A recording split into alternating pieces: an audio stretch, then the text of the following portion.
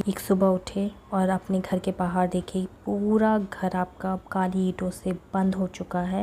ना दरवाज़ा खुले, ना खिड़की, ना बाहर से कोई आवाज़ आए, ना आपकी आवाज़ बाहर जाए। क्या ये किसी ने किया है या ये किसी तरह का बड़ा कुछ होने वाला है या किसी तरह की साजिश है? नमस्ते दोस्तों, मैं हूँ आपकी रोज़ी और आज हम एक्सप्लेन करने वाले हैं नेटफ्लिक्स की नई साइंस थ्रिलर फिल्म ब्रिक 2025। ये एक ऐसा अनुभव है जो साइंस, सस्पेंस और क्लोस्ट्रोफोबिया से भरा हुआ है। तो चलिए शुरू करते हैं। तो कहानी में पहले आपको मिलती है शुरुआत में कि एक कपल होता है, टिम और ओलिविया। टिम जो होता है वो एक तरीके का सॉफ्टवेयर डेवलपर होता है जो अपने अपार्टमेंट में रहते हैं। कुछ बात को लेके टिम और ओलिविया में कहासुनी हो जाती है और ओलिविया बाहर निकल के घर छोड़कर जाने की कोशिश करती है। जैसे ही वो दरवाज़ा खोलती है वो देखती है कि पूरा घर काले ईंटों से बंद हो चुका है। दरवाज़ा पूरी तरीके से बंद है, वो बाहर नहीं जा सक रही है, ना ही कोई सिग्नल आ रहा है, ना ही फ़ोन चल रहा है, ना ही इंटरनेट, बिजली, पानी, सब कुछ बंद।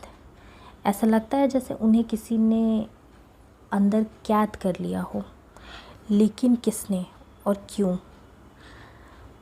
फिर उसके बाद वो दोनों देखते हैं कि उन्हीं की तरह कुछ पड़ोसी, जो उनके पड़ोसी थे, वो भी उन्हीं के जैसे कैद हो चुके हैं। ये सिर्फ उनके साथ नहीं बल्कि पूरे बिल्डिंग में ये हो रहा है, ये चल रहा है। तो फिर जैसे तैसे वो लोग आपस में मिल के कुछ हल निकालने की कोशिश करते हैं।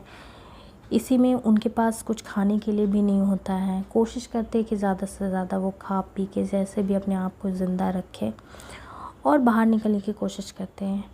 ऐसे ही करते करते ओलिविया, जो कि आर्किटेक्ट होती है, वो एक प्लान करती है कि हम फ्लोर की मदद से नीचे की तरफ जा सकते हैं। बेसमेंट से दरवाज़ा होगा बाहर की तरफ जाने के लिए, क्योंकि उसके हिसाब से ये बिल्डिंग बहुत ही पुरानी वॉर के टाइम पे बनी हुई थी, जिसके हिसाब से इसमें कोई ना कोई एग्ज़िट होना चाहिए।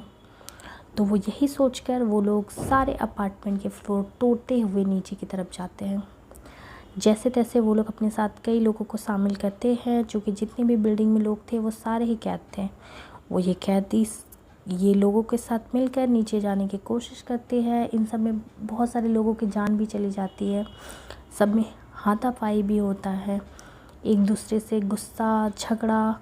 जैसे ही वो लोग नीचे जाते हैं, नीचे देखते हैं कि यहाँ भी सेम हाल है, यहाँ भी वही ईंटें की दीवार है। पर सबसे बड़ा झटका उन्हें तब लगता है जब पता चलता है उन्हें कि ये ईंटें जो है ये एक नैनोटेक ईंटें, तरीके के नैनोटेक ईंटें हैं जो खुद को खुद से एक्टिवेट कर सकते हैं। ये देखकर सबको बहुत शॉक लगता है। टिम हार मानने की बिल्कुल भी कोशिश नहीं करता है, वो पूरी तरीके से जान लगा देता है इस प्रिजन से बाहर निकलने के।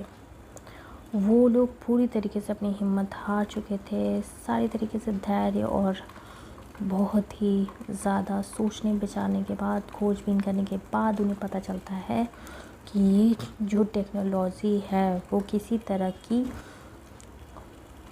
सिक्योरिटी सिस्टम है जो अनजाने में एक्टिवेट हो गया है।